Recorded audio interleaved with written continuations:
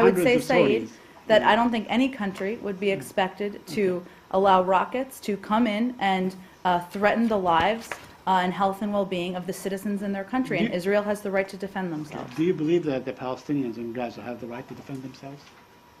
I think, I'm not sure what you're getting at, Saeed. I'm asking you, do they have the right to defend themselves against Israeli What are you aggression? specifically referring to? Is there a specific event or a Do they specific have, occurrence? do they have the right to respond to Israeli rocketing and bombing their homes, their houses, We're their talking areas, about their attacks schools? from a terrorist organization, Saeed. I Yeah. don't think you're having But we're there's having a also conversation about what's population. I mean, happening here. you would- Why wouldn't it be reasonable to expect that civilians who, for whatever reason, happen to be living in Gaza would not become more hardened in their view of the Israeli government, of the Israeli people, when their own children can't ostensibly go play in the surf, and instead the next time they see their children, they're on funeral biers?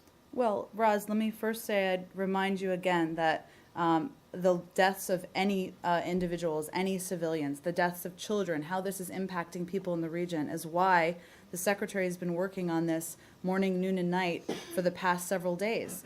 Obviously, the tensions have escalated. Obviously, that has caused a great deal of violence that is of concern. But I would remind you that yesterday there was a ceasefire proposed that was abided to by the Israelis for a couple of hours that Hamas did not abide to.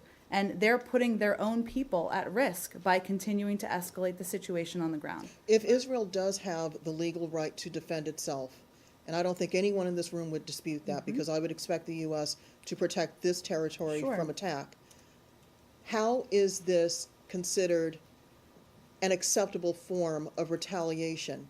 Why wouldn't people on the ground who weren't near any sort of Hamas airstrike into Israel, why wouldn't they believe that this is not an act of retaliation? I'm not sure what your exact question is.